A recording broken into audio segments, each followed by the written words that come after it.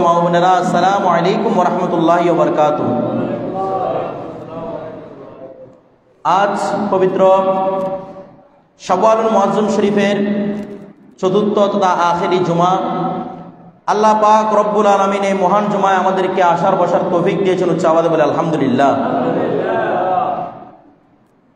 আজ এই শাওয়াল শরীফের এই জুমাতে আমরা বিগত জুমাগুলোর ধারাবাহিকতায় আমরা পুরো শাওয়াল মাস জুড়ে শুধু মানুষের হকের ব্যাপারে, মানুষের হক নষ্ট না করার ব্যাপারে এবং আল্লাহ রব্বুল আলামিনের তাবেদারি তথা আল্লাহ রব্বুল আলামিনের আনুগত্য করার বিষয়ে আপনাদের সাথে আলোচনা করেছিলাম। তারই ধারাবাহিকতায় আজকে আমাদের বিষয়, যেটা আল্লামা ইবনে নাবাতা রহমতুল্লাহ আলাইহি তার খুতবার মধ্যে বর্ণনা করেছেন, যে নিজের আমলটুকু যেন আমরা শুদ্ধ করতে পারি, নিজের আমলটা যেন আল্লাহ রসুলের জন্য সুপর্দ করতে পারি, সে বিষয়ে আজকে তিনি আমাদের খুতবার মধ্যে আলোচনা করেছেন।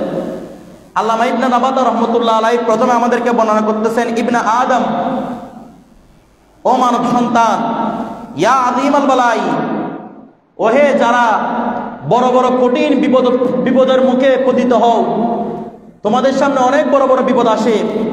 ইয়া শাদীদাজ জারায়া, তোমাদের সামনে মুসিবতের কোনো শেষ নাই, প্রতি মুহূর্তে তোমরা মুসিবতের মধ্যে পড়তে থাকো। ইয়া কাসীরাল আমাল, ওহে মানব সন্তান, যারা বেশি বেশি আশা করো। কারো কাছে 1 লক্ষ টাকা থাকলে সে চায় আমি 2 লক্ষ টাকা ইনকাম করব, কারো কাছে 2 লক্ষ টাকা ইনকাম করলে সে চায় আমার কাছে 3 লক্ষ টাকা কেন ইনকাম হচ্ছে না। এভাবে যারা বেশি বেশি প্রত্যাশা করে, আল্লামা ইবনে নাবাতা রহমতুল্লাহ ডাক দিচ্ছেন যে, ও মানব সন্তান, তোমাদের আশার তো কোনো শেষ নাই, আকাঙ্ক্ষার কোনো শেষ নাই। তোমাদের এই আকাঙ্ক্ষা একমাত্র মেটাতে পারে কবরে, আর নহলে মানুষের আকাঙ্ক্ষা কখনো শেষ হয় না। আপনি যতই পাবেন, দুনিয়ার সবচেয়ে যদি আপনাকে বড় ধনীও করা হয়, দেখা যাবে কি আপনার তারপরও টাকার চাহিদাটা আপনার কাছে কমতেছে না, টাকার চাহিদাটা আপনার কাছে আছে। আপনি যত ইনকাম, একজন রিকশাওয়ালার ইনকাম যদি 10,000 টাকা হয়, সে চাচ্ছে আমার কাছে 15,000 টাকা হোক। যার ইনকাম 15,000 টাকা, সে হচ্ছে 30,000 টাকা হোক। মানুষের কখনো টাকার প্রতি প্রত্যাশা এটা কমে না, একমাত্র এই টাকার প্রত্যাশা কমাতে পারে মালাকুল মউত, একমাত্র এসে কমিয়ে দিবে। তো এই জন্য বলতেছে, ইয়া কাসীরাল আজাল ইলা মান আনতা মাসীরুন আলা যুনুবি মুত্তাবি শাইতান, এতগুলো আশা করতেছো, এত আশার মধ্যে আছো, বিপদ আপদের মধ্যে আছো, তবে এই কথা বলে যেও না তোমরা তো শয়তানের অনুসরণ করতেছো, প্রতি মুহূর্তে মুহূর্তে শয়তানের পদাঙ্ক অনুসরণ করতেছো। বলতেছো ওয়াকাদ করবার রহিল, অথচ জেনে রাখো মওতের ট্রেনটা এসে গেছে, মওতের ট্রেন আমাদের জন্য অপেক্ষা করছে, কবে আমাদেরকে নিয়ে যাবে। ওয়াদানাল ইন্তেকাল, এই দুনিয়া থেকে কবরে যাওয়ার সময় আমাদের জন্য ঘনিয়ে এসেছে। ট্রেন গাড়ি আমার জন্য দাঁড়িয়ে থেকেছে যে কবে আমাদেরকে তার বাহনের মধ্যে চড়ে ওই কবরের মধ্যে নিয়ে যাবে। তিনি আরো বলতেছেন, ফাইন্না হাযাদ দুনিয়া লাইসা বিদারি মাকিল ওয়া ইকামাতিন, এই দুনিয়াটা থাকার জন্য নয়, এই দুনিয়া চিরস্থায়ী নয়, এই দুনিয়া আল্লাহ পাক রব্বুল আলামিন আমাদেরকে শান্তিতে বসবাস করার জন্য এই দুনিয়া আল্লাহ পাক আমাদেরকে দেন নাই। বলা হচ্ছে বাল দারুল ইরতিহাল, এটা তো আল্লাহ পাক রব্বুল আলামিন আমাদেরকে ট্রেনের মধ্যে বসিয়ে দিয়েছেন, যে ট্রেনের শেষ গন্তব্যস্থান হচ্ছে কবর, যে ট্রেনের শেষ গন্তব্যস্থান হচ্ছে কবর, এমন একটা ট্রেনে বসিয়ে দিয়েছেন। ট্রেন কবরের দিকে চলতেছে, অথচ আমাদের কোনো হুঁশ জ্ঞান নাই। আমাদের আল্লামা ইবনে নাবাতা রহমতুল্লাহ আজকে খুতবার মধ্যে বলতেছেন, এই দুনিয়াকে যারা প্রতিষ্ঠিত দুনিয়া মনে করে, দুনিয়ার মধ্যে আমার প্রতিষ্ঠিত হতে হবে, সবার শুধু একটাই টেনশন, যারা উঠতি বয়সের মধ্যে আছে তারা শুধু টেনশন করতেছে এই দুনিয়ার মধ্যে আমি প্রতিষ্ঠিত কিভাবে হব। যে ব্যবসায়ী রয়েছে, ব্যবসায়ী চিন্তা করতেছে প্রতিষ্ঠিত ব্যবসায়ী কিভাবে হব। যে পড়ালেখার মধ্যে আছে সে চিন্তা করতেছে এই বিষয়ে আমি প্রতিষ্ঠিত কিভাবে হব। এভাবে যে যে স্থানে আছে শুধু প্রতিষ্ঠিত হওয়ার চিন্তা। আমার আল্লাহ বলতেছেন এটা প্রতিষ্ঠিত হওয়ার জায়গা নয়, এটা শুধু একটা ভ্রমণ কাহিনী। আপনাদেরকে আমাদেরকে একটা আল্লাহ পাক রব্বুল আলামিন ট্রেনের মধ্যে ছড়িয়ে দিয়েছেন, যে ট্রেন শুধু কবরের দিকে যাচ্ছে। উচ্চ আওয়াজে বলি সুবহানাল্লাহ। এরপরে বলছেন, ফালা তাতামিদ আলা উমরি ওয়াইন তালা, বলে ও আল্লাহর বান্দারা, নিজের এই বয়সের প্রতি কখনো ভরসা করিও না। যদিও তোমার বয়স অনেক বেশি হয়, আল্লাহ পাক তোমাকে 100 বছর 200 বছর হায়াত দিয়েছেন, এত বেশি হায়াত দেওয়ার পরেও এই বয়সের প্রতি কখনো ভরসা করিও না, কারণ এই বয়স বড়ই বেওফা। এই বয়স, আমাদের এই জীবন বড়ই বেওফা। সব কিছু প্ল্যান করে রেখেছেন, আপনি সব কিছু সাজিয়েছেন, একটু শান্তিতে থাকবেন, সারা জিন্দগি কষ্ট করেছেন, এখন একটু শান্তিতে থাকবো, একটা ভালো ঘর বানিয়েছেন, সব কিছু করেছেন, কিন্তু এই মত এসে আপনাকে টেনে নিয়ে গিয়েছে। এই জীবন, এই উমর, আমাদের এই জীবনটায় হায়াতটা বড়ই বেওফা। আমাদের সাথে কখনো ওয়াফাদারি করে না, কখনো চাইবে না, সে অনেক কষ্ট করেছে, একটু এখন শান্তিতে থাকুক, এটা আপনার জীবন আপনাকে চাইবে না, সুযোগ দিবে না। সারা জিন্দগি আপনি কষ্ট করেছেন, যখন আপনি বৃদ্ধ বয়সে গিয়েছেন তখন দেখা যাচ্ছে আপনার কাছে বিভিন্ন রোগ বালায় আপনার শরীরের মধ্যে বাসা বেঁধেছে, আর শান্তি নাই। করতে চেয়েছে শান্তির জন্য, কিন্তু আপনার জীবন আপনাকে শান্তিতে দেয় নাই। এই জীবন বড়ই বেওফা। এই জন্য উনি বলতেছেন, ওয়ালা আলা নাইমিদ দুনিয়া ফাইন্নাহু আলা জাওয়াল। এই দুনিয়ার নিয়ামত যা যা দেখতেছো, এই নিয়ামত যা যা দেখতেছো, তুমি দুনিয়ার যেদিকে তাকাও সেদিকে সুন্দর লাগে, যেটাই তাকাও সেটাই সুন্দর লাগে।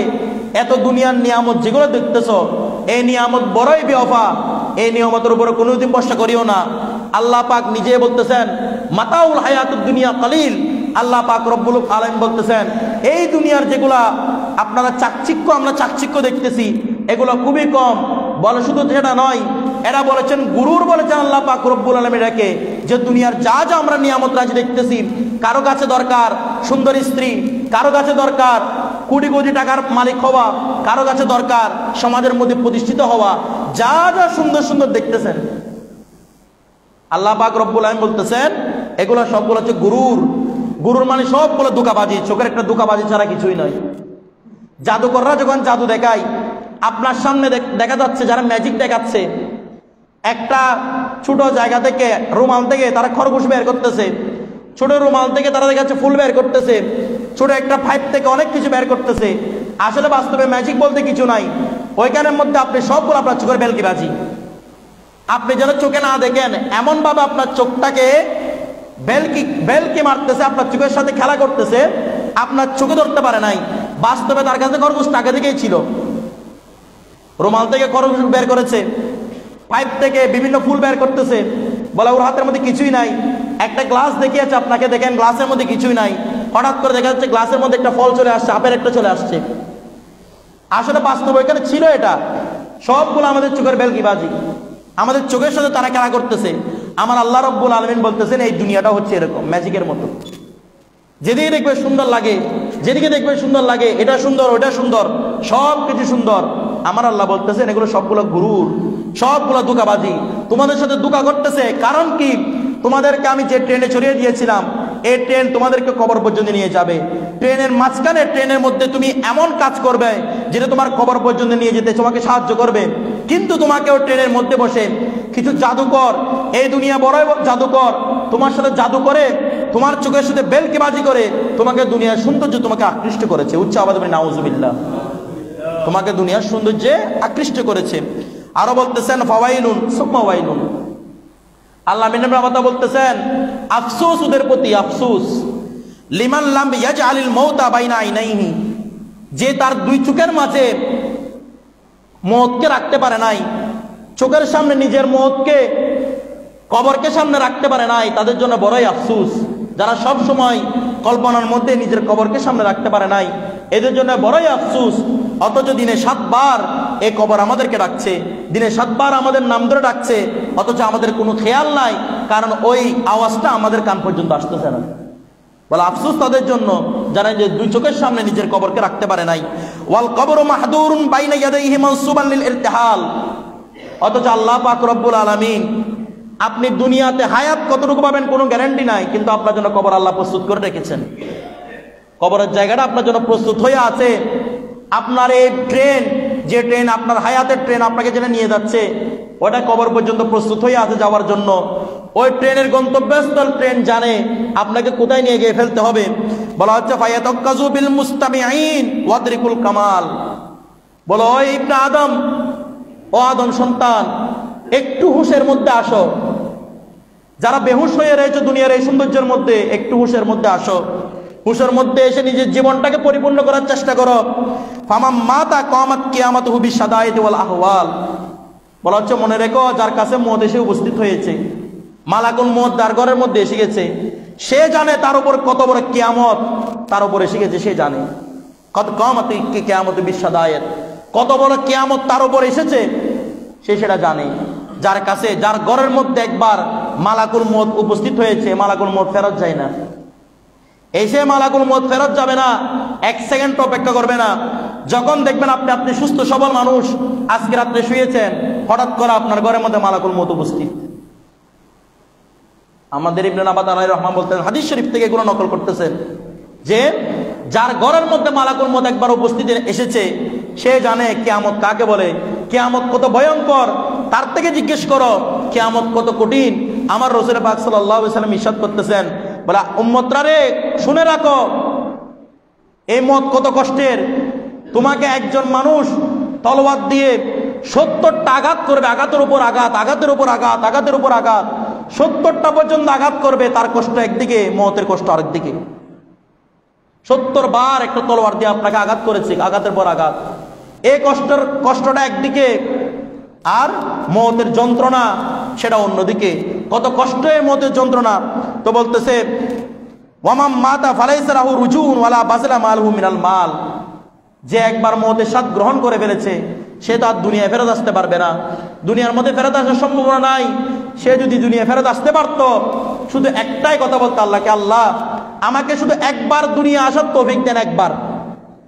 যখন মালাকুল মওত আসবে হয়তো আমরাও এই কামনা করবো, কারণ হাদিস শরীফের মধ্যে আছে, বারবার বলবে আল্লাহ একটু সময় দেন, একটু সময়। তো বলতেছে মালাকুল মওত আপনাকে বলবে এই সময়টা দিয়ে কি করবা? বলে আল্লাহ রে এই সময়টার মধ্যে আমার যা সম্পদ আছে সবগুলো আপনার রাস্তায় আমি দান করে দিব, আল্লাহ আমাকে 1 মিনিট সময় দেন। অথচ হাদিস শরীফের মধ্যে আছে আপনার জন্য একটা সেকেন্ড সময় দেওয়া হবে না। মানুষ শুধু তামান্না করবে, আশা করবে আল্লাহ একটু সময়, একটু সময় দেন আল্লাহ, একটু সময়। এই সময়টার মধ্যে আমার সব সম্পত্তি আমি আল্লাহর রাস্তা দান করে দিব। আজকে আমার বাঁচার কোনো উপায় নাই, মালাকুল মওত আমার ঘরের মধ্যে। আর মালাকুল মওত আপনাকে এক টুকরো সময়, 1 সেকেন্ড সময় আপনাকে দিবে না, আপনার রুহটা কবজা করে সে নিয়ে যাবে। তার সময় যতক্ষণ দেয়া হয়েছে এর চেয়ে 1 সেকেন্ড আপনাকে বেশ কম করা হবে না। তো বলা হচ্ছে আইনা আবাকুমুল্লাযিনা সালাফু, একটু চিন্তা করো তোমার বাপ দাদারা কোথায়, যারা দুনিয়ার মধ্যে বড়ই শাহিনশা ছিল, দুনিয়ার মধ্যে নাম ডাক ছিল। তোমার বাবার বয়ে পুরো দুনিয়া কাঁপতো, তোমার বাবার সামনে কেউ সাইকেলে হেঁটে যেতে পারতো না, তোমার বাবার বয়ে কেউ সমাজের মধ্যে বড় আওয়াজে কথা বলতে পারতো না। সমাজের লিডার ছিল তোমার বাবা, তোমার দাদা ছিল বড়ই প্রভাবশালী। আজকে খুঁজো ওই তোমার বাবারা কোথায় আছে, খুঁজ নাও ওই বাবারা আজকে কোথায় গিয়েছে। তাদের এই প্রভাব প্রতিপত্তি, এত এত জোশ ছিল ভিতরে, এগুলো আজকে কোথায় গিয়েছে? একটু কবর গিয়ে খুঁজ নাও, তাদের কোনো অস্তিত্ব আল্লাহ রেখেছেন কিনা। আল্লাহ কারো অস্তিত্ব রেখেন নাই। তিনি ওই আল্লাহ যিনি ছাড়া কেউ এই দুনিয়ার মধ্যে থাকতে পারবে না। কিসের অহংকার, কিসের বড়াই? আজকে আপনি আছেন, চিন্তা করেন আপনার বাবা, কালকে আপনার সন্তান চিন্তা করবে এটা, যে আমার বাবা আজকে কোথায়। আমার বাবার জন্য সবাই আমার বাবার নাম ধরে হাঁটতো, আমার বাবার জন্য কত মিছিল, কত মিটিং। আপনার বাবার জন্য তো করা হয়েছিল এগুলা, আপনার দাদার জন্য করা হয়েছিল, তারা আজকে কোথায়? একটু খবর নেন। আইনা আহবাকুমুল্লাযী রাহালু ওয়ানসারাফু, তোমার ওই বন্ধুরা কোথায়? তোমার সমান বয়সের মধ্যে আছে, আপনার সমান আমার সমান অনেক মানুষ কবরের মধ্যে চলে গিয়েছে। একটু খবর নেন তারা কোথায় গেছে। যৌবনের শক্তি, যৌবনের চেতনা মানুষকে হাঁটতে বসতে মাথা উপর করে রেখেছে যে যৌবন, একই যৌবনের অনেক মানুষ কবরে চলে গিয়েছে। চিন্তা করুন, ওদেরকে জিজ্ঞেস করুন তাদের যৌবন তাদের সাথে কিরকম আচরণ করতেছে। আপনার সমান আমার সমান মানুষ কবরে চলে গিয়েছে, তাদেরকে জিজ্ঞেস করুন কবরের মধ্যে তারা কোন অবস্থার মধ্যে আছে, তারা আপনাকে বলবে তারা কোন অবস্থার মধ্যে আছে।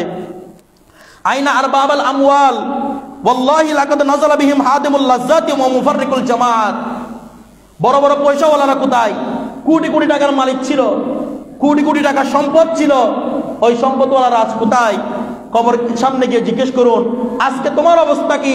তখন সে একটা কথা বলতে বাধ্য হবে, আজকে আমার হাদিমুল লাজ্জাত, আমার সমস্ত ধরনের যত আশা ভরসা ছিল সবগুলাই মালাকুল মওত এসে আমার সুতার রশিটা কেটে দিয়েছে, আমার সমস্ত আশা ভরসার রশি কেটে দিয়েছে। আমি চেয়েছিলাম আমার সন্তানকে এটা বানাবো, আমি চেয়েছিলাম আমার ঘরের মধ্যে এমন হবে তেমন হবে, অনেক কিছু হবে আমার মধ্যে, এ মালাকুল মউত এসে আমার সব কিছু, সব আশা আকাঙ্ক্ষার রশিটা কেটে দিয়েছে। মালাকুল মউত আমাকে রাখে নাই। বড় বড় বড় পয়সাওয়ালার কাছে জিজ্ঞেস করুন তারা আজ কোথায় আছে। আরো বলতেছেন ইবনে নাবাত আলাইহির রহমা, ফাদাল্লাহুম বাদাল ইজ্জিল ইজলাল, একটু কবর নিয়ে দেখেন আল্লাহ পাক রব্বুল আলামিন দুনিয়ার মধ্যে ইজ্জত ছিল, কিন্তু কবরের মধ্যে অপমানের পর অপমান, অপমানের পর অপমান, শাস্তির উপর শাস্তি তাদের উপর আসতেছে। একটু কবর নিয়ে দেখুন। ওয়াবকা আলাইহিমুল বানিনা ওয়াল বানাতি ওয়াল কুহুল ওয়াল আতফাল, তাদের জন্য কাঁদার জন্য তাদের সন্তান আজকে আর নেই, তাদের কাঁদার জন্য তাদের কোনো বন্ধু নেই, তাদের কাঁদার জন্য তাদের কোনো পিতামাতা নেই। এক সময় সবাই ভুলে গিয়েছে, কবরে রাখার পরে এসে আপনি ভুলে গিয়েছেন। কবরে যখন আপনি রেখে চলে এসেছেন, ফেরেশতারা আপনার দিকে মাটি ছুঁড়ে মেরেছে, যাও দুনিয়ার দিকে চলে যাও, এদিকে আর ফিরে আসিও না। সবাই ভুলে গিয়েছে, কেউ তার সন্তানকে কবরে রেখে এসেছে। আল্লাহ ইবনে নাবাত বলতেছেন কেউ তার বাবাকে কবরে রেখে এসেছে, কিন্তু এক সময় ভুলে গিয়েছে, খবর নাই আর।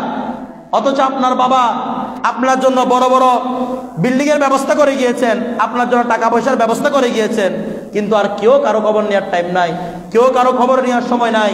বলা হচ্ছে দুনিয়াটাই এমন, কবরে যখন ঢুকিয়ে দিয়ে আসবেন কেউ আপনার জন্য খবর নিবে না, কেউ আপনার জন্য কাঁদবে না।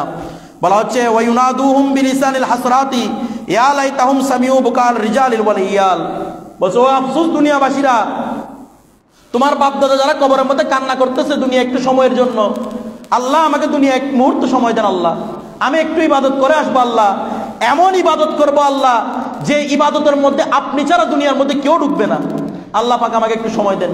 কবরবাসীরা তোমার বাবারা কান্না করতেছে, তোমার দাদারা কান্না করতেছে একটু সময়ের জন্য, যে সময়টা তুমি দুনিয়ার মধ্যে আছো। এই সময় 1 ঘন্টার সময়, 1.5 ঘন্টার সময়, আধা ঘন্টার সময় তুমি মসজিদে বসে আছো, লাগতেছে এই সময়টা কোনো কিছু না। কবরবাসীকে জিজ্ঞেস করো এরা 1 মিনিটের সময়ের জন্য আল্লাহর দরবারে কত প্রার্থনা করতেছে। আল্লাহ দুনিয়ার বুকের মধ্যে আমাকে 1টা মিনিট সময় দেন আল্লাহ, 1টা মিনিট, 1টা মিনিট সময় দেন, আমি আমার সব সম্পদ আপনার রাস্তায় কুরবান করে দিব আল্লাহ। 1টা মিনিট সময় দেন, আমি এমন নামাজ পড়বো আল্লাহ যে নামাজের মধ্যে আমার ভিতরে দুনিয়ার কোনো খেয়াল আসবে না আল্লাহ, আমাকে 1টা মিনিট সময় দেন। অথচ তাদের এই কান্নার আওয়াজ কেউ শুনতেছে না, তারা না আল্লাহ শুনতেছে তাদের আওয়াজটা, না কোনো ফেরেশতা তাদেরকে সুযোগ দিচ্ছে, না আমরা সুযোগ পাচ্ছি, কেউ সুযোগ দেওয়ার টাইম নাই। অথচ এই দুনিয়ার সময়টাকে আমরা হেলায় বেলায় করে কাটাচ্ছি। এই সময়টার জন্য, যে সময়টা আপনারা ওয়াজ শুনতেছেন, এই সময়টার জন্য কবরবাসীরা কান্না করতেছে। আল্লাহ পাক রব্বুল আলামিন আমাকে সামান্যটুকু সময় দেন, আমি আবার ফিরে আসতে যাচ্ছি, কিন্তু ফিরে আসার সুযোগ নাই। তারপর বলা হচ্ছে ওয়াশারিবু কাসাল আসফি ওয়ান নাদামাতি ওয়ান ফারাদু ফি কুবুরহিম ইলা ইয়াউমিল কিয়ামা, তারা এভাবে কান্না করতে থাকবে, কান্না করতে থাকবে, তাদেরকে শুধু খাওয়ানো হবে বেজ্জুতি আর বেজ্জুতি, বেজ্জুতি শরবত পান করানো হবে, রক্ত পুষ যেগুলা মানুষ দেখলে দূর থেকে সরে যায়। কবরের মধ্যে যখন তৃষ্ণা লাগবে আল্লাহকে বলবে আল্লাহ আমার তৃষ্ণা লেগেছে, পানি দরকার, পানি দরকার, তৃষ্ণা লেগেছে, আপনাকে খেতে দেওয়া হবে মরা মানুষের রক্ত পুষ, এগুলো খেতে দেওয়া হবে, বলে এগুলো দিয়ে তৃষ্ণা মিটাও। ওই ব্যক্তি বলবে আল্লাহ খাইতে পারতেছি না এগুলা, বলে তারপরে খাইতে হবে। দুনিয়ার মধ্যে যেগুলো করেছো আজকে সেগুলোর প্রত্যেকটা কথার হিসাব দিতে হবে। আজকে তুমি জান্নাতে যাবে, তোমার যদি ঈমান থাকে জান্নাতে যাবে, পরে এর আগে তোমাকে যে অপমানগুলো করা হবে, যে শাস্তি দেওয়া হবে, এই শাস্তি থেকে বাঁচার জন্য ওই কবরবাসীরা আল্লাহর দরবারে বারবার প্রার্থনা করতে থাকবে, আল্লাহ 1টা মিনিট সময় দেন আমাকে, আল্লাহ 1টা মিনিট সময় দেন। এরপর বলা হচ্ছে এভাবে তারা কষ্ট পেতে পেতে পেতে পেতে কিয়ামত পর্যন্ত উপস্থিত হবে। ওয়ামা যাকাতিদ দিরানু মিনহুমুল আবদান ওয়াল আওসাল ফাওয়াল্লাহি ওয়াদুনা লাউ রাদ্দু ইলা দুনিয়া লাসামুন নাহারা ওয়া কামুল লায়ালি। উনি বলতেছেন, আল্লাহ ইবনে নাবাত বলতেছেন, আল্লাহর কসম করে বলতেছি, যদি কোনো মানুষকে কবর থেকে দুনিয়ায় পাঠানো হতো, তারা সারা দিন আল্লাহর জন্য রোজা রাখতো, সারা রাত ঘুমাতো না, সারা রাত দাঁড়িয়ে থেকে দেখে আল্লাহর ইবাদত করত, কোনো মানুষ ঘুমানোর জন্য চেষ্টা করতো না যদি কবর থেকে দুনিয়া একবার পাঠানো হতো। কবর কত ভয়ানক, এই কবর থেকে যদি দুনিয়া একবার পাঠানো হয়, উনি বলতেছেন আল্লাহর কসম করে বলতেছি, কোনো মানুষ আর দিনের বেলা খানা খাবে না, সারা দিন রোজা রাখবে, সারা রাত আল্লাহর জন্য দাঁড়িয়ে থাকবে, সারা রাত আল্লাহর জন্য দাঁড়িয়ে থাকবে, যদি কোনো কবরবাসীকে দুনিয়া পাঠানো হয়। কিন্তু আফসোস, দুনিয়া পাঠানোর কোনো সুযোগ আল্লাহ পাক রব্বুল আলামিন রাখেননি। এরপরে বলা হচ্ছে ফায়া আখি, ও আমার ভাইয়েরা, কুম ফাকরাব বাবাত তওবাতি ফাইন বাবাত তওবাতি মফতুহুন মালাম তুখরিজুদ দাব্বা।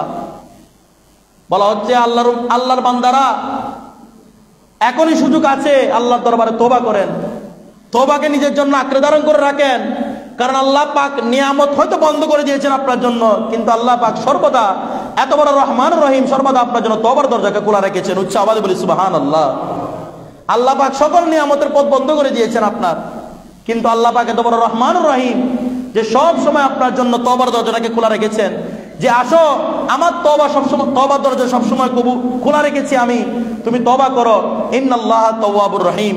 যদি তুমি তওবা করো আমি আল্লাহ তোমার তওবার জবাব, তোমার তওবাটা আমি আল্লাহ কবুল করে নিব। উচ্চ আওয়াজে বলি সুবহানাল্লাহ।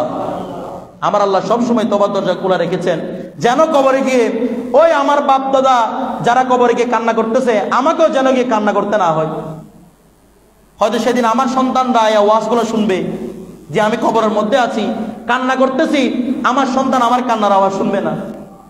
এদিকে যেন আমরা শিক্ষা নিয়ে নিই, যেন আমার কাছে গিয়েও আমার বাপ দাদার মতো কবরে গিয়ে কান্না করতে না হয়।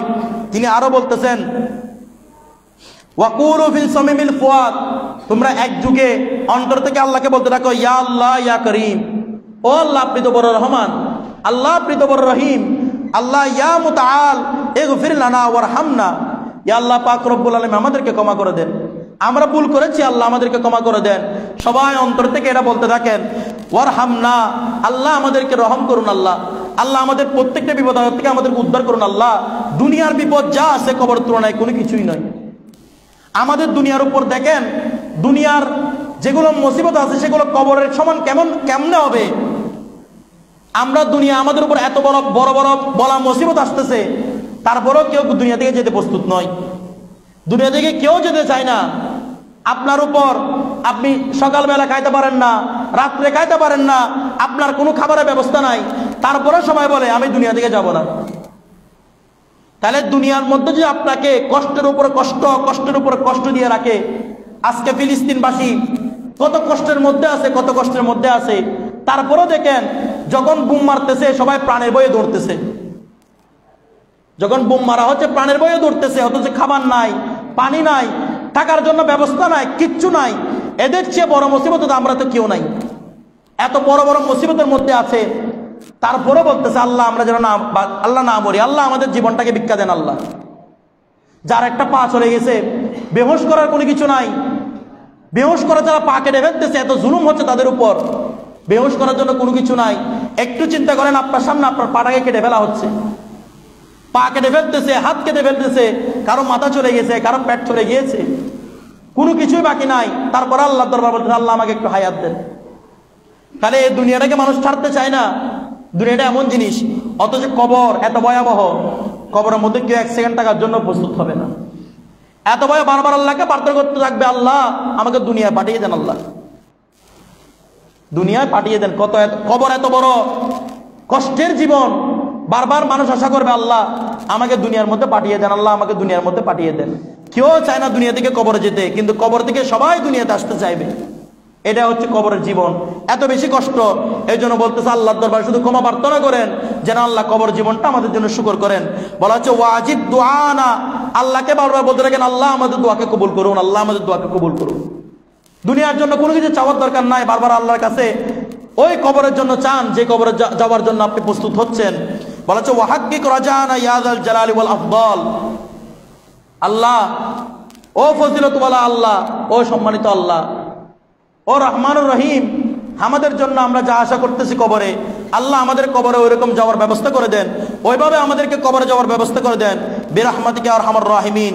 তিনি আরো বলতেছেন, আল্লাহ পাকের একটা আয়াত আমাদের আল্লাহ ইবনে নাবাত রাহমাতুল্লাহ আলাইহি বর্ণনা করতেছেন যে বিসমিল্লাহির রহমানির রহিম, ওয়া ইযা আরাদাল্লাহু বিকওমিন সুআন ফালা মারাদ্দা লাহু, যদি আল্লাহ পাক রব্বুল আলামিন কোন ব্যক্তির জন্য ধ্বংস কামনা করেন, আল্লাহ পাক চান এই ব্যক্তি ধ্বংস হয়ে যাক, এই ব্যক্তিকে আল্লাহ কবুল করবেন না, তো উনি বলতেছেন, আল্লাহ পাক বলতেছেন ফালা মারাদ্দা লাহু, ওখান থেকে ফিরে আসার কোনো সুযোগ নাই। আল্লাহ পাক যদি একবার আপনাকে বলে দেন যে এই ব্যক্তি ধ্বংস হয়ে যাবে, আপনার আর ফিরে আসার সম্ভাবনা নাই। ওয়ামা লাহুম মিন দুনিহি মিন ওয়াল, আল্লাহ ছাড়া তো যাওয়ার কোনো উপায় নাই। যেখানেই যাবেন আল্লাহকে সাথে রাখতে হবে, আল্লাহর কাছেই চাইতে হবে, আল্লাহর কাছে চাওয়া ছাড়া কোনো উপায় নাই। এই জন্য উনি বলতেছেন আল্লাহর কাছেই চাও। শুধু তাই নয়, তিনি আরো বলতেছেন ইয়া আসিরাল হাওয়া, ও আল্লাহর বান্দারা যারা হাওয়া নিজের কুপ্রবৃত্তির অনুসরণ করো, যারা সব সময় নিজের নফসে যা চাই তা করো। আমরা নফসের গোলাম, নফস আমাদের গোলাম নয়। কিন্তু আল্লাহর ওলি যারা ছিলেন তাদের নফস ছিল তাদের গোলাম।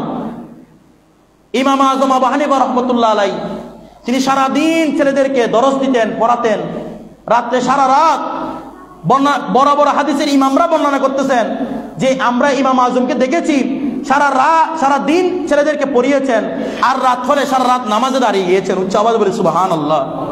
সারা রাত ধরে এক খতম কোরআন দিতেন উনি, সারা রাত নামাজের মধ্যে, প্রতি রাত নামাজের মধ্যে দাঁড়িয়ে থাকতেন, আল্লাহর দরবারে এক খতম করে কোরআন পড়তেন।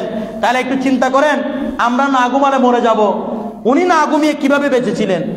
এই ইমাম আজম শুধু এমন ব্যক্তি, তিনি কোনো সাধারণ ব্যক্তি নয়, 40 বছর এশারের উজু দিয়ে ফজরের নামাজ পড়েছেন। উচ্চ আওয়াজে বলি সুবহানাল্লাহ। তো এশারের উজু দিয়ে যদি ফজরের নামাজ পড়ে ঘুমাতে পারবে? ঘুমালে তো উজু ভেঙে যাবে।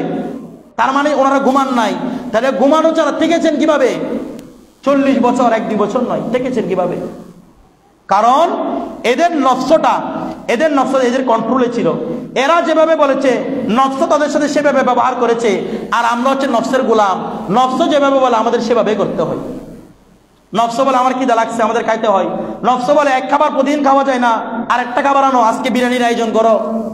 আমরা নফসের গোলাম, কিন্তু নফস তাদের গোলাম, তাদের নফসকে গোলাম বানিয়ে ফেলেছে তারা। তো আমাদের জন্য এগুলো শিক্ষা। যারা আমাদের চেয়ে কবরে চলে গিয়েছেন তারাই হয়তো আল্লাহকে বলতেছেন, আল্লাহ দুনিয়ার মধ্যে আমাকে একটু সুযোগ দেন।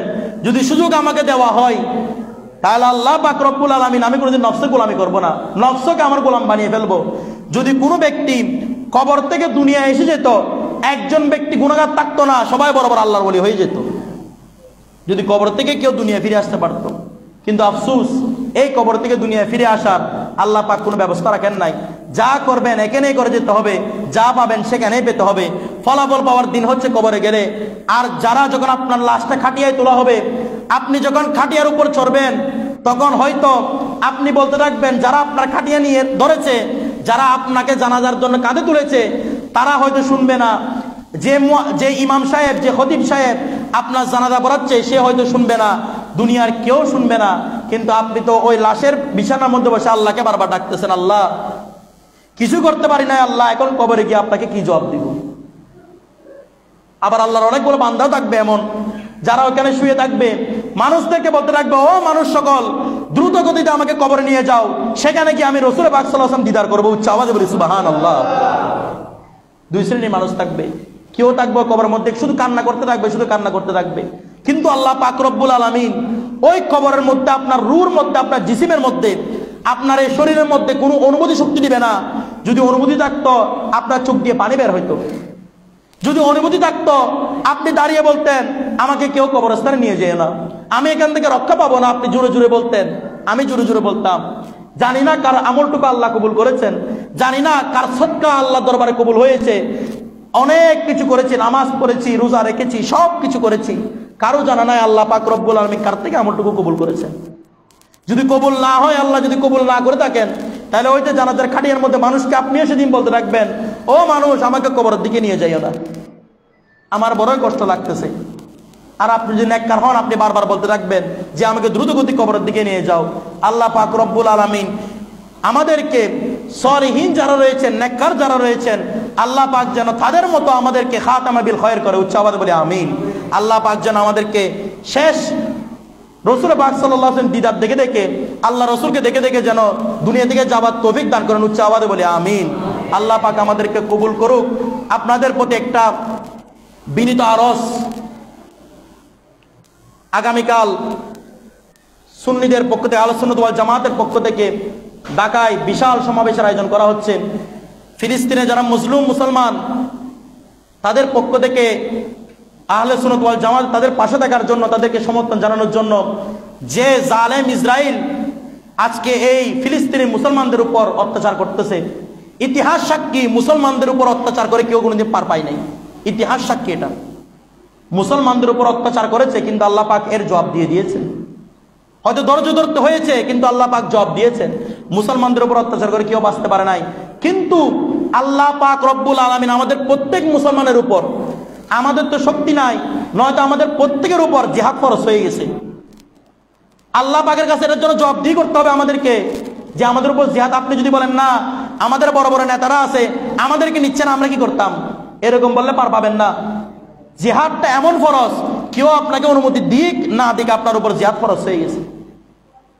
আল্লাহ রব্বুল আলমীর দরবারের মধ্যে, আল্লাহ রব্বুল আলমীর পথে আমাদের উপর জিহাদ করা খরচ হয়ে গেছে। কারণ রাসূল পাক সাল্লাল্লাহু আলাইহি সাল্লাম যে খাইবারের যুদ্ধ করেছেন, কেন করেছেন জানেন? শুধু একজন মুসলমানকে নিরপরাধে হত্যা করেছে, এই জন্য রাসূল পাক সাল্লাল্লাহু আলাইহি ওয়াসাল্লাম খাইবারের যুদ্ধ করেছেন। সুবহানাল্লাহ। একজন মুসলমানকে হত্যা করেছে কোনো কারণ ছাড়া, অথচ আজকে শত শত মুসলমান, লাখ লাখ মুসলমান ফিলিস্তিনের জমিনের মধ্যে শহীদ হচ্ছে। আমাদের মুসলমানদের মধ্যে কোনো জবাবদিহিতা নাই। এগুলা কাল কিয়ামতের ময়দানের মধ্যে একটা একটা করে হিসাব দিতে হবে আল্লাহকে, কেন আমরা জিহাদ করি নাই। অথচ এই মুসলমান যদি মাথা তুলে দাঁড়ায়, পৃথিবীর ইতিহাস সাক্ষী কোন সম্প্রদায় মুসলমানের সামনে দাঁড়াতে পারে নাই। মুসলমানদের নতি স্বীকার করতে বাধ্য হয়েছে। আল্লাহ পাক রব্বুল আলামিন রাসূল পাক সাল্লাল্লাহু আলাইহি সাল্লাম যখন বদরের যুদ্ধ করেছিলেন, ইতিহাসের প্রথম যুদ্ধ, 313 জন সাহাবী নিয়ে আল্লাহ পাক বিজয় দান করেছেন, 1000 কাফেরদের উপর বিজয় দান করেছেন। করতে করতে করতে করতে হযরত ওমর রাদিয়াল্লাহু তাআলা পুরো অর্ধে পৃথিবী শাসন করেছেন। সুবহানাল্লাহ। আমরা মুসলমান যদি মাথা তুলে দাঁড়াই, আমাদের রুখে দেওয়ার সাহস আল্লাহর দুনিয়ায় কারো নাই। কারণ আল্লাহ পাক রব্বুল আলামিন মুসলমানরা যখন যুদ্ধ করেন, তখন মুসলমানদের সাথে গায়েব থেকে ফেরেশতার ব্যবস্থা করে দেন। সুবহানাল্লাহ। আল্লাহ ফেরেশতাদের ব্যবস্থা, এটা সাক্ষী হচ্ছে বদরের যুদ্ধ। বদরের যুদ্ধে সাহাবারা বলতেছেন, আমরা তলোয়ার চালানোর আগে দেখতেছি বাতিলদের গর্দান পড়ে গেছে। কে ফেলতেছে গর্দান আমরা জানি না, কিন্তু রাসূল পাক বলতেছেন তোমাদের সাথে ফেরেশতারা যুদ্ধ করেছে। সুবহানাল্লাহ। আল্লাহ পাক আমাদের যুদ্ধের জন্য তাকত দিয়েছেন, জিহাদের শক্তি দিয়েছেন, কিন্তু আল্লাহ পাক আমরা আজকে আল্লাহর উপর তাওয়াক্কুল হারিয়ে ফেলতেছি। অথচ এই জিহাদের মধ্যে যদি আপনি মরে যান, শহীদ হয়ে যান, কসম আল্লাহর, হাদিস শরীফের ঘোষণা আসতেছে, আল্লাহ পাক ঘোষণা করতেছেন যে রাসূল পাক সাল্লাল্লাহু আলাইহি ওয়াসাল্লাম ইরশাদ করেছেন যারা জান্নাতের মধ্যে যাবে, আল্লাহ পাক শুধু এক শ্রেণী মানুষের কথাকে কবুল করবেন না, অর্থাৎ জান্নাতের মধ্যে নিয়ামতের কোনো অভাব নাই, কিন্তু এক শ্রেণী ব্যক্তি থাকবেন যারা আল্লাহর দরবারে আবদার করবেন, আল্লাহ তাদের আবদার পূরণ করবেন না। তারা কারা? তারা হচ্ছে শহীদরা।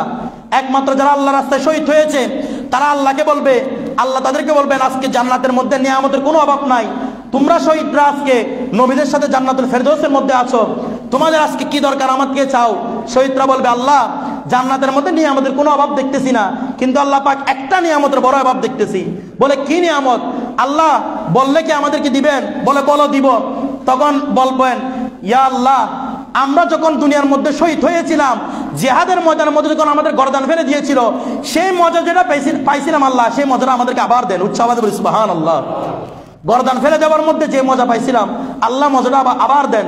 আল্লাহ পাক বলবেন এটা তো সম্ভব নয়, কারণ আজকে আর কারো মত হবে না, তোমাদের আজকে আশাটা পূরণ করা হবে না, অন্য কিছু থাকলে তা চাও। তাহলে শাহাদতের মর্যাদা, শাহাদতের মজা আপনার কাছে লাগতেছে। রাসূল পাক সাল্লাল্লাহু আলাইহি সাল্লাম থেকে ঘোষণা দেখতেছি আমরা, কতজন মানুষ বেলাল হাবশী রাদিয়াল্লাহু তাআলা আনহু যখন ঈমান আনতেছেন, তখন ওনাকে কি করেছে? আগুনের মধ্যে উপর ফেলে রেখেছে, ওনাকে আগুনের কয়লা দিয়ে এই বেলাল রাদিয়াল্লাহু তাআলাকে আগুনের কয়লার উপর রেখেছেন। তারপরে যখন রাসূল পাক সাল্লাল্লাহু আলাইহি সাল্লামকে যখন দেখেছেন, বলছেন ইয়া লাব্বাইক ইয়া রাসূলুল্লাহ, লাব্বাইক ইয়া রাসূলুল্লাহ।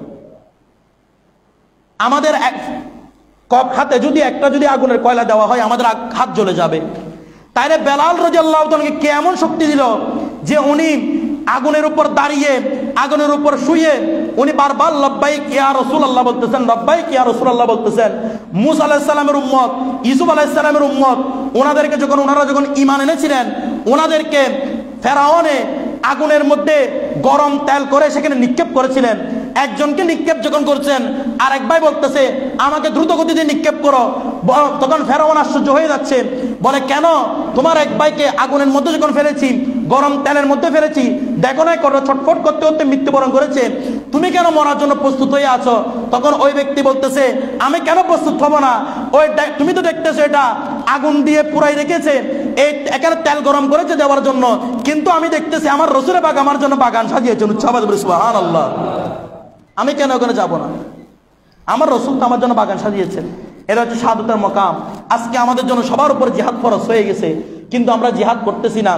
আরেকটা শ্রেণী ব্যক্তি দেখেন, আল্লাহ পাক রব্বুল আলামিন রাসূল পাক সাল্লাল্লাহু আলাইহি ওয়াসাল্লাম ঘোষণা লাউলাকা লামা খালাকতুল আফলাক, আমার আল্লাহ বলতেছেন, যদিও বা হাদিসের শব্দ নিয়ে কথা আছে কিন্তু অর্থ নিয়ে কোনো কথা নাই, যে কি অর্থ হচ্ছে ইয়া রাসূলুল্লাহ যদি আপনাকে আমি সৃষ্টি না করতাম, লামা খালাকতুল আফলাকা, আমি এই দুনিয়ার মধ্যে কোনো কিছু সৃষ্টি করতাম না। উচ্চাবাদ বলি সুবহানাল্লাহ।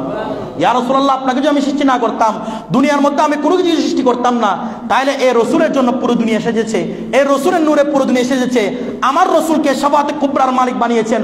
যখন কিয়ামতের ময়দানের মধ্যে সবাই আফসোস ইয়া নফসি ইয়া নফসি করতে থাকবে, শুধু আমরা নয়, দুনিয়ার আদম আলাইহিস সালাম থেকে শুরু করে কিয়ামতের আগ পর্যন্ত যত উম্মত আসবে, সব উম্মত আল্লাহর দরবারে ইয়া নফসি বলতে থাকবে। একমাত্র আমার রসুলের শাফাআতে সকল উম্মত জান্নাতের মধ্যে যাবে। সুবহানাল্লাহ। তিনি শুধু আমাদের নবী নয়, আমরা উম্মতে মুহাম্মাদের নবী নয়, আদম আলাইহিস সালামের উম্মতদেরও নবী আমাদের রসুল। সুবহানাল্লাহ। সবার রসুল হচ্ছে আমাদের নবী। সবার জন্য শাফাআত করবেন, এটাকে শাফাআতে কুবরা বলা হয়। মহান শাফাআত করবেন, ওই রসুল আমাদের জন্য সব সাজিয়েছেন। কিন্তু আজকে আমাদেরকে এক দল আল্লাহ রসুল থেকে দূরে সরিয়ে দিচ্ছে। কারণ কি জানেন? যখন ভণ্ড নবীদের আবির্ভাব হয়েছিল, মুসাইলামাতুল কাজ্জাব, আবু বকর সিদ্দিক রাদিয়াল্লাহু তাআলার যুগের মধ্যে ভণ্ড নবীর আবির্ভাব, ভণ্ড নবী দাবি করতেছে। তারাও মানছে যে আল্লাহ এক, কিন্তু নবীকে মানে নাই। আপনি হিন্দুকে জিজ্ঞেস করেন, তারা মানে আল্লাহকে, তারাও বলে আমরা আল্লাহ মানি, কিন্তু নবীকে মানে না। এই দুনিয়ার মধ্যে আল্লাহ যা যা কিছু করেছেন আমার রসুলের জন্য করেছেন। একটা হচ্ছে ওয়াহদানিয়ত, আল্লাহ তৌহিদ, আরটা হচ্ছে রিসালাত। আমরা যদি কলমা পড়ি শুধু লা ইলাহা ইল্লাল্লাহ, তার কলমা হবে না, সাথে মুহাম্মদুর রাসূলুল্লাহ বলতে হবে, সাল্লাল্লাহু আলাইহি ওয়াসাল্লাম বলতে হবে। আপনার কাছে তৌহিদও লাগবে, রিসালাতও লাগবে। কিন্তু ঠিক আছে, মুসলিমের পক্ষে, ফিলিস্তিনের পক্ষে দাঁড়াচ্ছেন, কিন্তু শুধু তাকবীর দিচ্ছেন, নারায়ে তাকবীর, নারায়ে রিসালাত স্লোগান তো তাদের মধ্যে ছিল না। আমার রসুলকে বাদ দিয়ে কিসের নারায়ে তাকবীর? আল্লাহ রসুল, আল্লাহ যেখানে নিজের আলোচনা করেছেন সেখানে আমার রসুলের আলোচনা করেছেন। পবিত্র কোরআন সাক্ষী, যেখানে আল্লাহ নিজের আলোচনা করেছেন সেখানে আমার রসুলের আলোচনা করেছেন বারবার। শুধু তাই নয়, কেমন রসুলের আলোচনা? আমার আল্লাহ বলতেছেন, আমি দুনিয়ার মধ্যে, দুনিয়া তোমাদের কোনো আমল করার জন্য আমি প্রস্তুত নই, কিন্তু আমি একটাই আলোচনা করি, আমি একটাই কাজ করি, ইউসাল্লুনা আলান নবী, আমি আমার রসুলের উপর দুরূদ পড়ি। উচ্চ আওয়াজে বলি সুবহানাল্লাহ। তোমাদের কোন নামাজ আমি পড়ি না, তোমাদের রোজা আমি আল্লাহ রাখি না, কিন্তু আমি একটা কাজ করি, সেটা হচ্ছে আমি আমার রসুলের উপর দুরূদ পড়ি। কতটা মহব্বত করেন এই রসুলকে! পুরো কোরআন শরীফের মধ্যে এত বেশি মহব্বত করেন, এত বেশি মহব্বত করেন। আল্লাহ যখন আদম আলাইহিস সালামকে ডাক দিয়েছেন, ইয়া আদামু উসকুন আনতা ওয়া যাওজুকাল জান্নাহ, আদম আলাইহিস সালাম ডাক দিয়েছেন ইয়া আদম বলে। মুসা আলাইহিস সালামকে ডাক দিয়েছেন ইয়া মুসা বলে। ঈসা আলাইহিস সালামকে ডাক দিয়েছেন ইয়া ঈসা বলে। সকল নবীর নাম আল্লাহ নাম ধরে রেখেছেন, কিন্তু আমার রসুলের বেলা যখন এসেছেন, ইয়া মুহাম্মদ বলে একটা শব্দ বলেন। উচ্চ আওয়াজে বলি সুবহানাল্লাহ। বারবার বলতেছেন ও মুদ্দাসির, ও বস্তাবৃত রসুল, একবার ডাকছেন রসুল, একবার বলতেছেন আপনার চেহারার কসম, এভাবে এভাবে বলেছেন, কিন্তু কোনোদিন আমার নবীর নাম উচ্চারণ করেন নাই। সুবহানাল্লাহ। কোনোদিন আমার নবীর নাম ধরে আমার আল্লাহ ডাকেন নাই। কতটা ইজ্জত করতেন আমার আল্লাহ আমার রসুলকে, কতটা মহব্বত করতেন। তো আজকে এই রিসালাতকে বাদ দিয়ে শুধু নারায়ে তাকবীরের স্লোগানের মধ্যে আপনারা আসতেছেন, নারায়ে রিসালাত কোথায়? আমার রসুল যদি না আসতেন, আপনি কোরআন কোথায় পাইতেন? আল্লাহ তো চাইলে সরাসরি কোরআনটা আমাদের হাতে হাতে দিয়ে দিতে পারতেন। কেন আমার রসুলকে পাঠিয়েছেন? আল্লাহ চাইলে তো প্রত্যেকের অন্তরের মধ্যে হেদায়েত দিয়ে দিতে পারতেন। কেন আমার রসুলের মাধ্যমে যুদ্ধ করিয়েছেন? কেন আমার রসুলের মাধ্যমে সবার ঘরে ঘরে হেদায়েতের বাণী পৌঁছিয়েছেন? কারণ আমার রসুলকে তেমন করে মহব্বত করেন। সুবহানাল্লাহ। আমার রসুলকে দিয়ে সবকিছু করিয়েছেন। তো সুতরাং যাদের সম্ভব হয়, ইমানি বলে, ইমানি জজবার মধ্যে থেকে সুন্নিয়তের পরিচয় দিয়ে আল্লাহ রসুলের দরবারে যাওয়ার মতো নিয়ত করে বলবেন, আমি আল্লাহ রসুলের লাব্বাইক ইয়া রাসূলুল্লাহ, আল্লাহ রসুলের জন্য সাড়া দেওয়ার জন্য আপনারা সবাই যাদের সম্ভব হয় আপনারা ঢাকার ময়দানের মধ্যে যাবেন, আমরাও যাব, আপনারাও যাবেন ইনশাআল্লাহ। সেখানে নারায়ে রিসালাতের স্লোগানের মধ্যে, ইয়া নবী সালাম আলাইকুম স্লোগানের মধ্যে সবাই একত্রিত হব। সুবহানাল্লাহ। আল্লাহ আমাদেরকে আমল করার বুঝার তৌফিক দান করুক। আসসালামু আলাইকুম ওয়া রাহমাতুল্লাহি ওয়া বারাকাতুহু।